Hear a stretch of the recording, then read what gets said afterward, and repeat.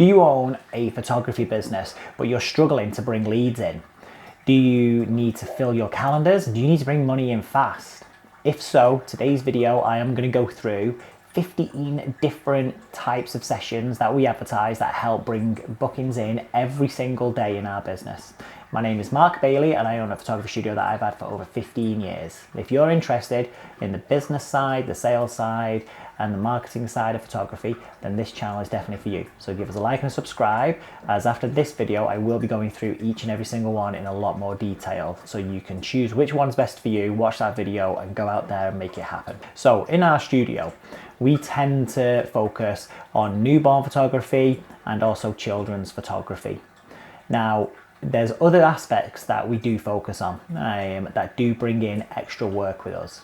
But the first one I'm going to go through is going to be newborn photography. Now, this is a skill and not every photographer can do it. I used to be a newborn photographer. I then stopped doing it for a couple of years because my business partner, she took over the mantle and she is a much better newborn photographer than I am. So when I came to then take pictures of my little girl when she was born, my skill had perished. So in the end, I had to get in touch with Alicia and get her to do the pictures. But it's a skill that once you learn, it can be so valuable. Now for us, we focus a lot on the newborn because there's a real good call to action. One of the avenues that I'm going to talk about in a bit is going to be family photography. Now in our studio, it's the family pictures that always sell. But if we focus just on trying to bring in family shoots, there's no call to action. There's no reason to do it today, right now. Something will get in the way, especially if it's a large family. We might have a large family that's booked in with aunts and uncles and brothers and sisters and stuff for say Saturday. And what you tend to find when you have family sessions is that somebody can't make it that day, so they need to rearrange it and rearrange it. On top of that, let's say we are advertising just family sessions. You can get a very good spend and a very good average, but don't let it fool you. You've got to keep an eye on how much you're spending to get family sessions in. It's very easy for something to get in the way. They can't this month because the boiler's broke. They can't come this month because they've had a tight month just after Christmas. They can't come this month because one parent wants to lose a little bit of weight in better shape, or another one wants to get hair done or something like that. Or they can't come this month because they're booking a holiday now. There's always something that could get in the way and push it to the following month, at which point the idea of it fades. But family photography is definitely something that we still advertise, but it doesn't get a very big budget because we will spend more on it than what we'll actually see on the return. So, whereas for newborn photography, there's a reason to do it right now. So we will advertise newborn and say it's for babies that are 10 days or younger. It works brilliantly for us because it's true, we do need very young babies to get the true newborn style type of pictures. But the call to action is there. They can't put this off for a month. They can't put it off 2 months down the line. If they want newborn pictures, they have to do it now. So with that in mind, newborn's very good at getting you a consistent flow of clients through the door, and they spend very big. When babies come along, the grandparents are caught up in it, mum and dad are caught up in it as well, and so we get a very good spend. Our highest spend on average comes from the newborns. So this is one area that you guys can advertise, especially if you're already skilled in newborn photography. Now, moving on from that, you've also got cake smash photography. Now, one thing to point out with both of these, you might be sat there thinking, I don't want to do children's photography. That's exactly the same as me 15 years ago. I did not want to become a family or a children's photographer. I did everything that you could think of, band photography, weddings, christenings, all sorts of stuff. But very quickly I realised that parents spend a fortune on kids, and it's where there's a consistent flow of money. People find it a lot easier to spend money on other people than what they do on themselves. And so with children photography, there's always some sort of call to action. On top of that, 15 years ago, it used to be one born every minute. Now it's one born every 40 seconds. There is a consistent flow of new clientele for you every single day. So it's worth thinking about children's photography. Once you've done the newborn, a year later, you can then advertise to do cake smash. Now you don't have to wait, if you're going to start advertising newborn today, you haven't got to wait a year to advertise your cake smash. You can start doing that now. And again, for cake smash photography, this tends to be for the first or second birthday. If it's the first birthday, it's a big event for them. So again, there's a call to action that they need to do it right now. because it's baby's birthday this month. So these are two very good sources of filling your calendars right now, and you can advertise these straight away. You can put up a model call, you can put up a competition, or you can just put up your offer, or you can put up to say that you're training as well. So these are two really good avenues to fill your calendars nice and fast. For us, they're our bread and butter. We do more of those two types of sessions than we do anything else. But there are other things that we go through as well. Now, for both of them, there's a lot involved in how we market them and stuff like that. So I will be doing more videos. As we said, this is going to be a mini series. So my next videos are going to be touching on each and every single one of these types of photo sessions that I'm going to mention today. And you can go through and see exactly how we bring those leads in and what we do with those leads, and also what we do with the shoot as well. Both of those types of sessions, and with all of these, we still get the family pictures because they are what sell. And it's really important that you make sure that even though you're doing a newborn shoot, you still get family pictures. If you're doing a cake smash shoot, don't forget family pictures as well. That leads me on to the next one.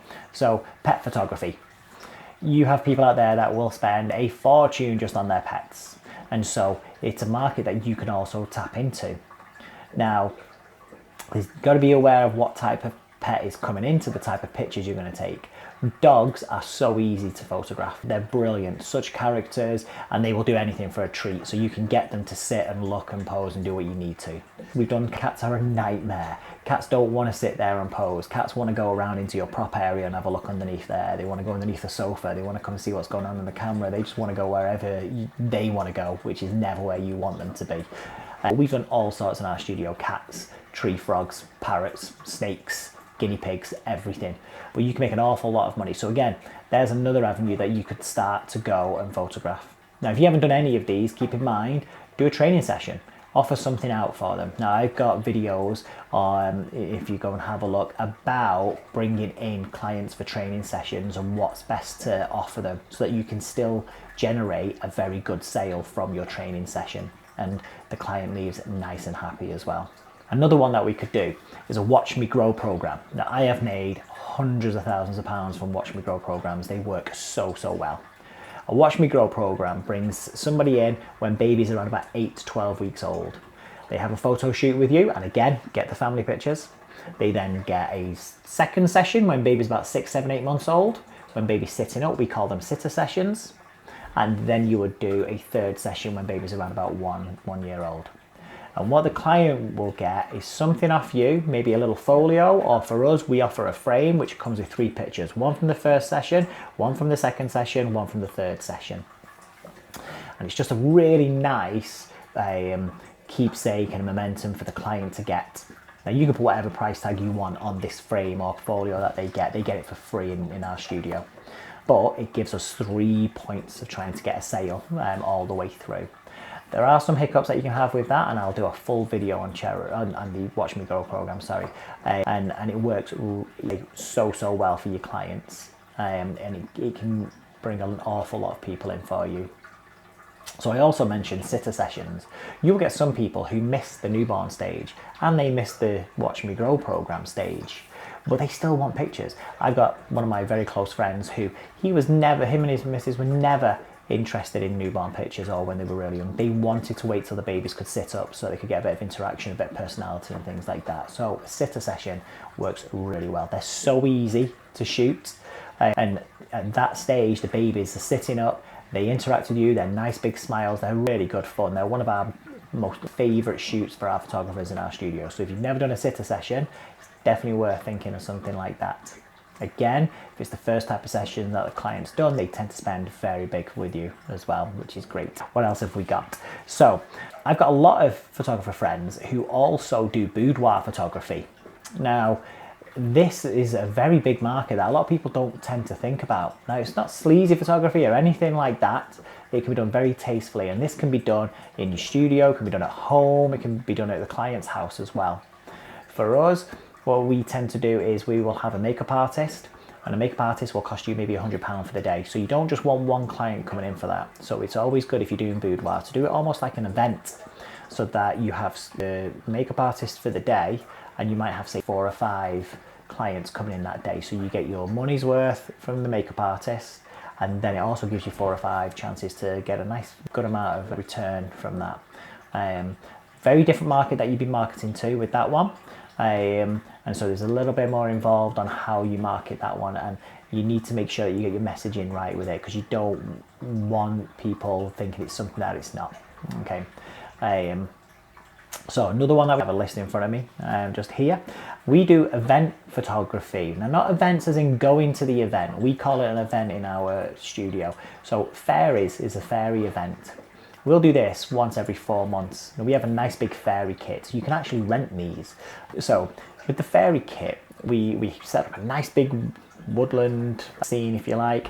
We have a nice reflective piece of acrylic. We have all the foliage around it with a bridge and things, and then we provide all the outfits. So we have little elf outfits for little boys up to the age of 6. We then also have fairy outfits with nice wings and things like that, little princess outfits with wings going up to about the age of 11. And we create a little story for the client. Now, we do these as an event, if you like, because we'll go, right, it's only available on a Thursday, Friday, Saturday, or maybe a Friday, Saturday, Sunday. And the idea with it is that the clients will come in and the kids love it, because we'll do a story going through. There's a lot of editing involved, because you need to edit little butterflies on it, little fairies flying around on the final pictures, and then you'll have things like books opening, and they'll take the picture while they've got the book open, but on the actual final edit, there's a nice warm glow coming out as if there's something light there and things. The kids love it when they see the pictures, especially the younger ones. They're like, I saw a fairy, I told you. Parents really get caught up in it. When there's that sort of emotion involved, as you can imagine, the spend gets quite good. And ultimately, that's what we're doing all this for. It's nice to give the clients something that they love. It's also nice to be rewarded financially for it. Now, this then leads me into something which is really good. We do our mini shoots. So for a mini shoot, we will choose something, one mini shoot every month if we can. So you might do, say, a Christmas mini shoot. You might do a Valentine's mini shoot. You might do Easter mini shoots. You might do, say, a summer or a spring mini shoot. You might do, say, a 4th of July mini shoot, because there will be a market for that. You might do Halloween, a pumpkin patch, bales of hay and things like that. All of these work really well. And again, you just do it. We only do our mini shoots on a specific day. And the idea is that we will set up this nice big thing, and when it's gone, and the fear of missing out. So we say there will only be this many sessions, and they go very fast. Again, I'll run through how we do that in another video, but that's something that you've got to pre-launch, that when you do launch it, the spaces go very fast. And again, that works superb for us. You've also got makeover shoots. So this kind of ties in a little bit with the boudoir that we were doing before. So again, you would have a makeup artist. These can be hit or miss. You've got to get it right. This needs to be an experience. So when you have your makeup artist, you can't just have them over there in the corner out the way. You need to have somewhere set up so when the client comes in, it almost feels like a bit of a pamper spa package that they're getting.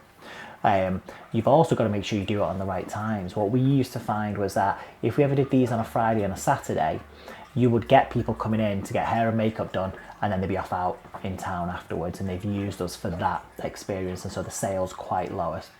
So the idea is that you want to control this and have this on a day where they're there for you, not there so you can do the hair and makeup so they can go out, if that makes sense. It sounds silly, but these are things that you need to think about. You can also do maternity shoots. So this now fits in with the boudoir and the makeover shoots, because you can still do these the same day that you have your makeup artist. And what we find works really well with the maternity sessions is if you're doing a maternity shoot, the posing is very similar to boudoir. It's very similar to the makeover shoots as well. So you're using very similar props. So mixing these three in together could really help reduce your costs, because you only need one makeup artist for the day. Just have a very long day where you've got a lot of them backed up, maybe with a little bit of space in between for where you overrun. Again, you can get a real good return on maternity, and especially if you mix that in with a newborn session as well. Not as on the same day, obviously, but you come for the maternity and you sell some sort of package to them that includes the newborn as well. That works fantastic. It's a very easy sell and a very easy decision for your clients.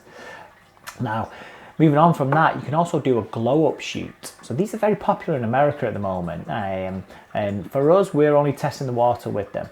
And this tends to be for your older kids, if you like, so say from 6, 7, 8 up to say 12, 13, 14-year-olds. We're seeing a mixture of boys and girls coming in, and it works really well. The idea is that you can get a real good mixture of pictures. The kids love it. They want the pictures because they've had their hair and makeup done and it's all about them. And we will still try and get family pictures, and if mum's there without her expecting it, we will also offer to do her hair and makeup, and some mum gets caught up in it as well. And again, you can get a real good spend from that. So they're kind of like main studio things. Now you can do these even if you've got a home studio. Some of them can be a little bit difficult if you're doing them from a client's house, because obviously if you've got to get a makeup artist, it's going to be an extra cost, and you can't, you know, visit loads of houses in the same day. Maybe you can, maybe I'm wrong on that, but I feel like that would be quite hard to do. Moving on from this, you can, if you're already going out and about, you can look at doing nurseries or school photography. Now nurseries is really easy to get into. Usually there needs to be some sort of financial kickback to the nursery because they are a business. And some nurseries I know in our area will do nursery photography twice a year. But they're very easy. Now you've got to charge a lot lower than what you would normally charge, but you've got the volume and you've got your target market there. So a much lower price that you charge is then outweighed by the volume, so you're back up where you were. It can be really good fun. There's not really much of a sales process involved. The sales bit comes from you talking to the nursery manager and winning the contract to do it. My advice is, if that's something you want to go down, just go do it. Just go knock on doors.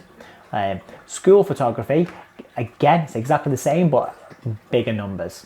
And you've got to make sure that there is some sort of reward for the school. In my experience, what I found is schools find that school photography is a bit of a nuisance. It's a necessity, not something that they want. And so it's a little bit harder to get into schools. That is more seasonal. Nurseries, you can probably get nursery photography all the way through the year. Schools, however, tends to be more seasonal. Some schools will do it towards the end of the first term, or they might do it in the final term. It's rare that you see schools in between, but they are out there that do it. And then the other one that we do that works really well is loyalty shoots. So we will have, I mentioned about the mini shoots, I mentioned about fairy events and things like that. Now, all the other types of sessions that come into us, we have our top package, which is £1,500. So if somebody goes for the top package, which is very often, if they go for the top package, as part of that, they get the option to come back to one of our mini sessions or fairy sessions, and they can get this at a much higher discounted price. So they will get that for £150. That's much lower than the 15 that they spent. So for the client, it's a no-brainer. What we find is, if we say run a fairy event for 3 days, I would say at least 1.5 of the days will be filled with these loyalty customers, all spending £150 each to come and do it, because they know this is a lot cheaper and I get these pictures and they get the digitals included. And so that works really good. Now we're talking maybe around about 15 to 20 people all paying £150 over the space of a day or two. Now it doesn't stop there, because we do have a percentage of those clients who still want extra wall art. So they'll come in, £150 for the digitals. Oh, actually though, I still want that big collection because I'm going to put that in the dining room. Or I want these 2 frames because they're going to go in the kids' room as fairies. And so we get extra sales on top of that. So again, the loyalty program works really good. We make it clear to the client that you're not paying for anything in advance. You just get this top package. You get the option to come back at a heavily discounted price. Works great. You can also do something like that with the Watch Me Grow program. I would never advise pre-selling a session. So buy this, you get that for free, because if something should happen, then you're in that awkward no man's land where, well, I don't want to come for this, so I want a refund of that value. And it's like, oh, where are you at? So I always say to clients, whether you're buying this, that is something separate, and you get a discount on that. So if you come for it, great. If you don't worry, but that's not what you're buying. That's something we're going to offer you. This is what you're getting. Another thing as well is, apart from the loyalty program, and obviously nurseries and schools, the price, regardless of the session, for whatever they want, digitals or wall art or albums, stays the same all the way through. We do not fluctuate on the price. That way it makes it very easy for us to get better at the sales, because as objections come in, we learn from that and we handle that objection before it becomes an objection next time. And then also makes it very fair for everybody who does come into the studio, so there's never any issues of, well, they got it for this and they got it for that, and you're then kind of in a losing battle. Now, there are different ways that you can bring people in for all of these. You can do it where this is what the cost is for a session and advertise it, and you'll get people in touch. You can do a competition like we mentioned before, where so many people win a prize and then there's so many runner-ups. You will get sales from all of these. Definitely. Some high, some low, but you will get a good average, or we do. And then you will also get other people who don't win, who will then still book in with you because, well, I really want some pictures. You can then also do a model call. So we do model calls quite a bit, and we use model calls to change the pictures in the wall art in our studio. So on a regular basis, we will change the pictures and update them with whatever our latest props are or our new backdrops. And that when clients come in, they're able to see stuff on the walls and go, I really like this, I really like that. And we can go, great, that. So we can use those today. Or maybe we're going to do a lookbook, which is like a nice big album. And clients will come in and they can look through it and go, I like this, I like that. It gives us an idea of what kind of pictures to take. And these are two different things that you can update and change on a regular basis. And model calls are really good. I do a video, if you go back and have a look, it's already been done, on how to run a model call and what to give away for free.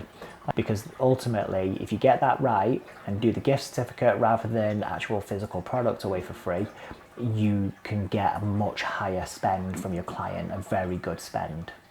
So I'm going to carry on with all of these in separate videos to talk through how we go through on the phone with the clients to explain it, how we then get them booked in, and what's involved in each of the sessions. So if you found this useful, give us a subscribe and follow along. If there's one of these sessions in particular that you're interested in, then leave me a comment and I'll make that one of my first videos that I do.